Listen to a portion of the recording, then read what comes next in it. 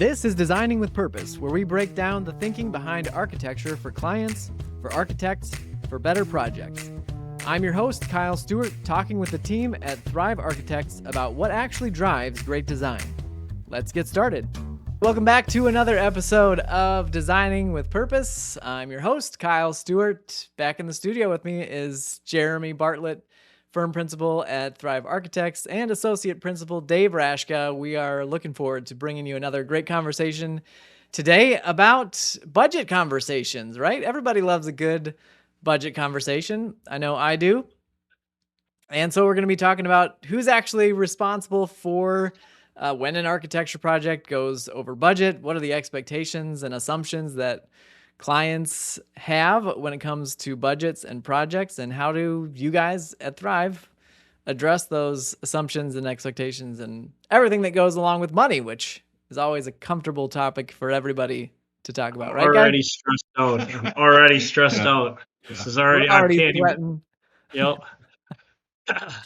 Yeah, well, I think hopefully by the end of this too, we'll get the idea that it doesn't have to be stressful if it's handled well. And I look forward to hearing how you guys go about that and reduce some of that stress. But why don't we jump in with what do most clients assume about budgets?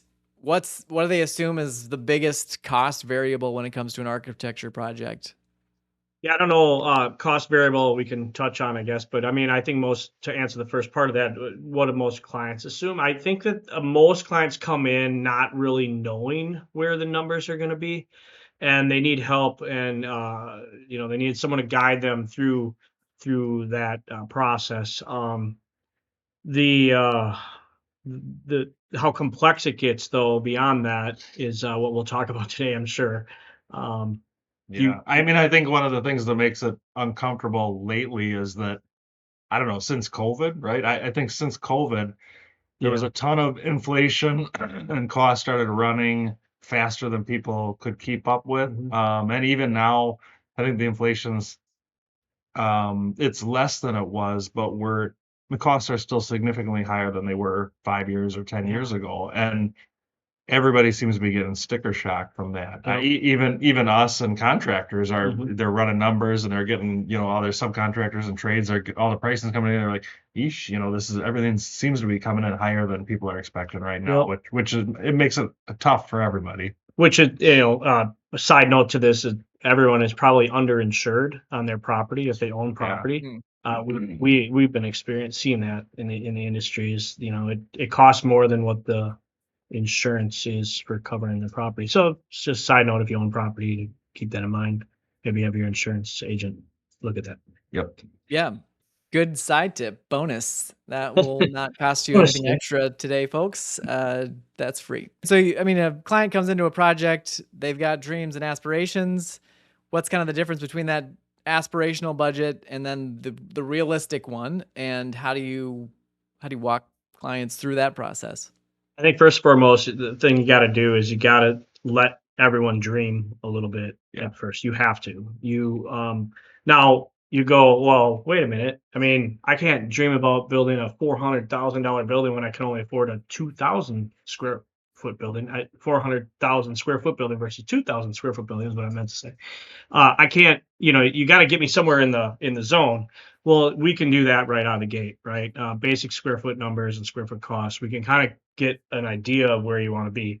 But then from there, to dream about the layout and the design and what it's going to look like and the finishes, you have to start there. You have to start with the big imaginative design process and not put any limitation on it. As soon as you start putting budget limitations on a design, you've already lost. I see that mistake happen so many times, and it's actually bothers me. It really does. Yeah, you almost want the client to come in with their full wish list, and we're gonna try and piece together a design that has everything in their wish list, or as much of it as we can cover. But once you see the whole thing, it's easier to come and pick out pieces and parts that, well, now that I see what I could have, maybe what you thought you were going to value engineer or take out of the project at the beginning is totally different once you actually start to see the design come together. So yeah, you come in with your big wish list of everything that you want, and then you start to kind of scale it back to get the numbers to work. Is that also part of what you enjoy as an architect in the creative process?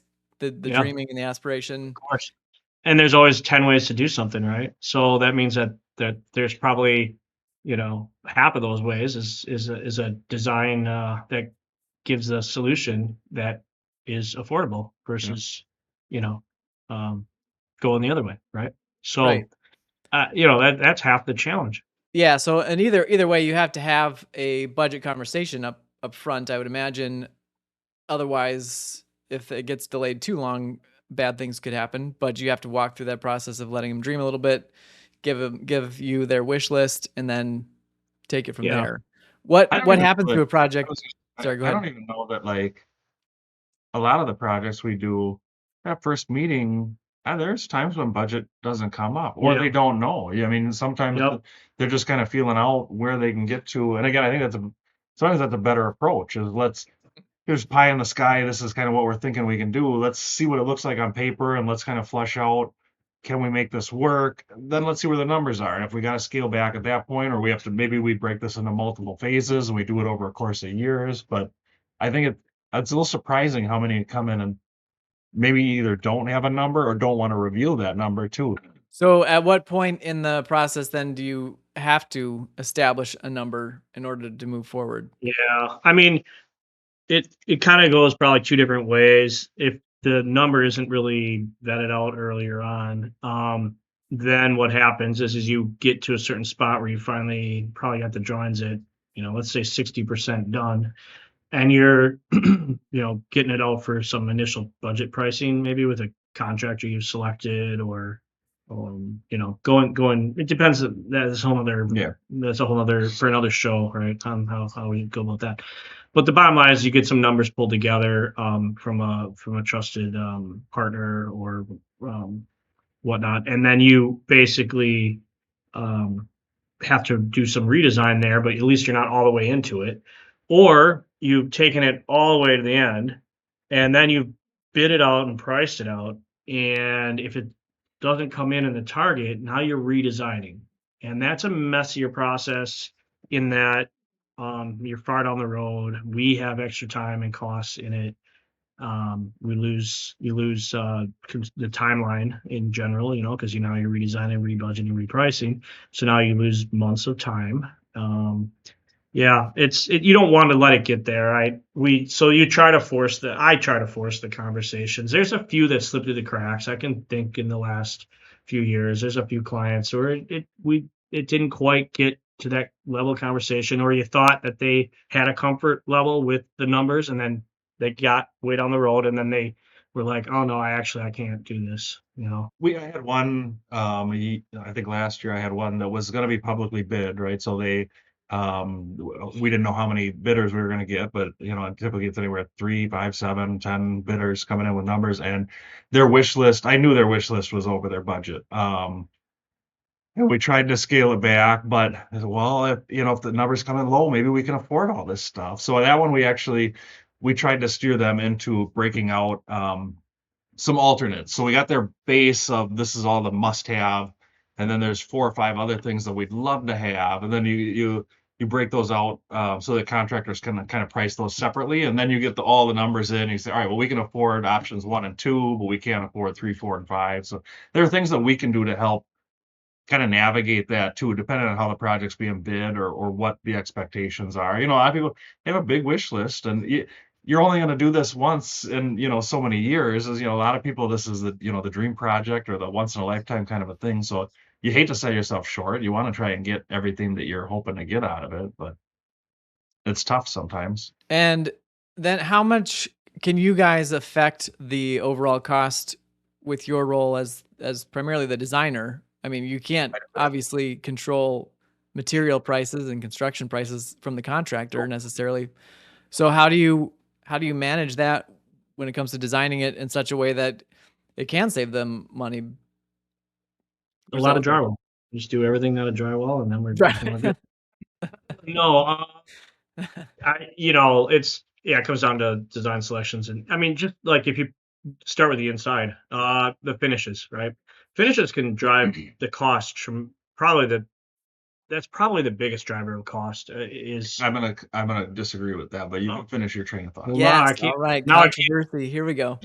We got to fight on our hands. No, I think you can drive it up. Like if You I can, did you gold can. plated, if I did gold plated faucets, I can add a lot of money to marble, and I'd like to import that marble. There's a lot I can do interior wise that could drive costs, but you know, On see the what Dave, on the let's see what well, Dave has to say. no, I was going to say on the flip side of that, like a lot of times, we hear from contractors that, oh, why are you doing this, metal panel siding instead of just doing a, LP product, or why can't we cheapen this up? But when you look at the grand scheme of things, like your mechanical, electrical, plumbing, the biggest chunk of the budget going into most. If you're doing new construction or you're, whatever types of project you're doing, a lot of the utilities and the heating, air conditioning, what types of light fixtures you're putting in, switches, all the wiring. Are you doing the, networking cable, Wi-Fi? Like there's a lot of guts to the building too. So now when you start talking about the price of the wall covering or the price of the carpet that we're putting It's in, negligible. it's negligible. So there are things you can steer, and it's easy for architects to go way overboard. Again, the gold plated or whatever you wanted to do. Yeah, But you can see it. I mean, lighting is that way too. Like, yeah, go find a really expensive light fixture somewhere, yeah, and then search the internet for something that looks similar to it but much cheaper. yeah. And I mean, it's wild what you can do there. There's a lot of layers to this, and when you break a budget down, it's pages of line item after line item of all the different stuff that's going in to get this done. So you got to manage it. Like glass is expensive. If they're prime views or prime daylight opportunities, that's where you put your glass. But then maybe you try and take it out of other areas where it's not necessarily as useful. So you have to make some judgment calls on the design to help steer that and keep the cost reasonable. Do you get any? You kind of touched on this, I think, but do you get pushback at all from the contractor when you're trying to kind of engineer things a little bit so that they still get their wish list, but We like to be honest on this show, don't we? try? So yeah. So I mean, It depends, it but depends. But yeah, we get pushback. But yeah, I mean, I think contractors pride themselves in having handle on costs and numbers, and they like to put the thing out there that architects really don't know what they're doing in that arena. And I think that's false. I mean, we're touching the projects every day too. What we maybe don't have a touch on is that the day-to-day pulse, right? I'm not getting sub contractor numbers day to day, but I'm getting a general feed on what costs are. I know relatively close to where our cost per square foot needs to be on a project. We do enough work. Now, if I was only doing a couple jobs a year, I wouldn't yeah. have that kind of pulse. But we're doing There have been 150 plus, so 150 or 200 a year. 150, Yeah. to 200 projects a year. I mean, we got a different pulse on things. I mean, we got a pretty good handle on where our numbers are. I think it depends on how the project's being done too, right? And maybe a future video we'll talk about the difference between like the design build approach or design bid build approach. But we still do a pretty decent amount of design build projects where Yeah.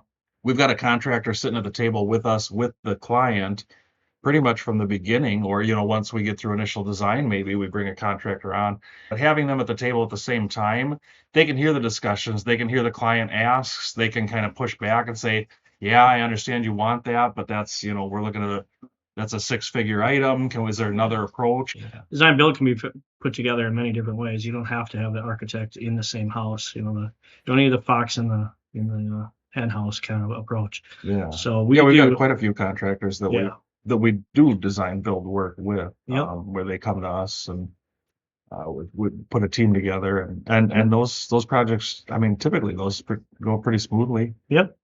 So, are there any systems or processes that you guys have in place as architects to kind of make sure these conversations go smoothly, or is it truly a project by project approach?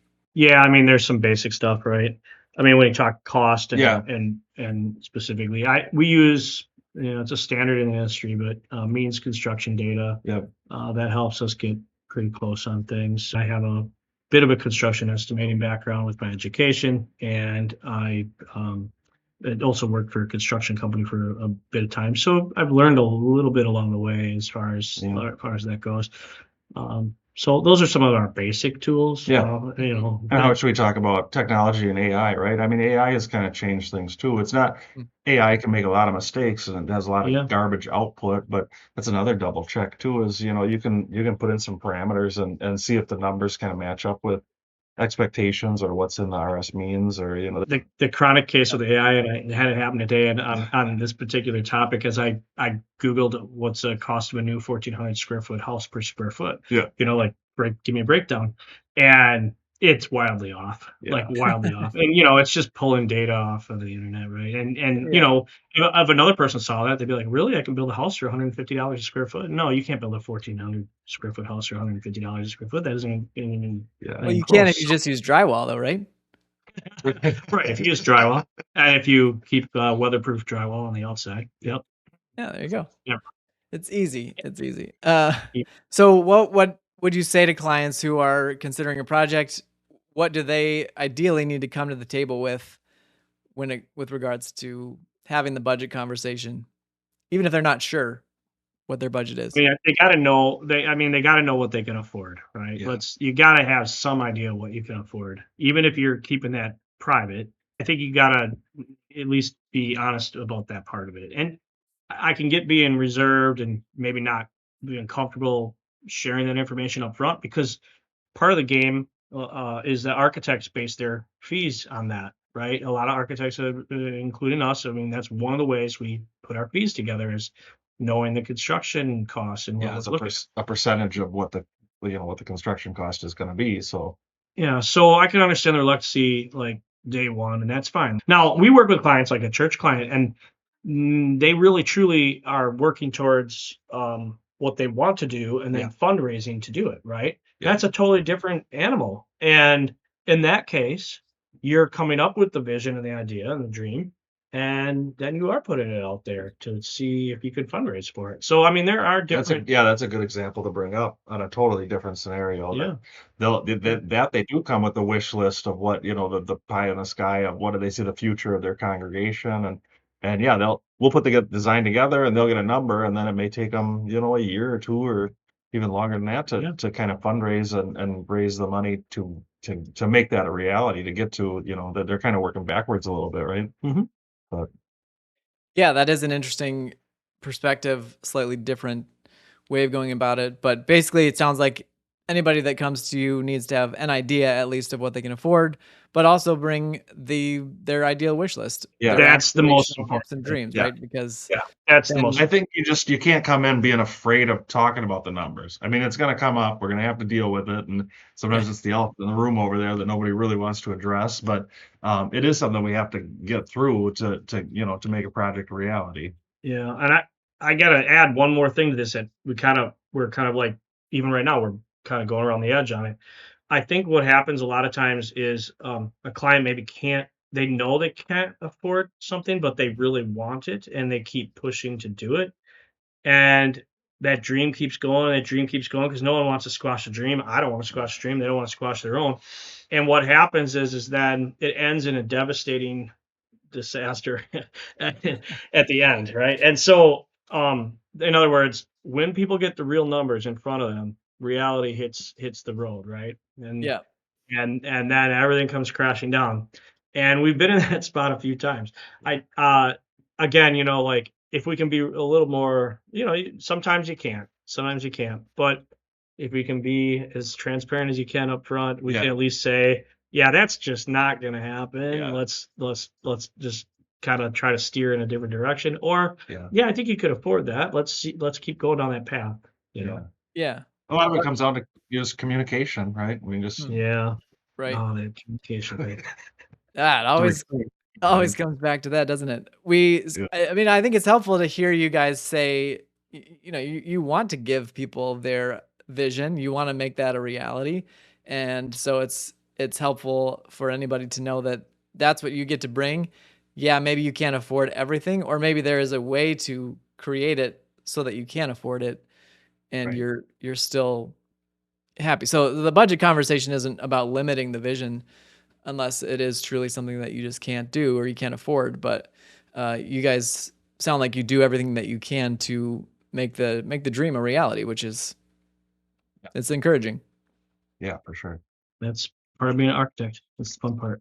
All right. Well, we are out of time, but thanks to everybody who's been watching or listening to this episode of Designing with Purpose. Appreciate you guys, Jeremy and Dave, giving your good perspective as always. And we look forward to bringing you another episode next week. If you've got topics or questions you want these guys to answer in a future episode, leave those in the comments, and we will see you next week on Designing with Purpose.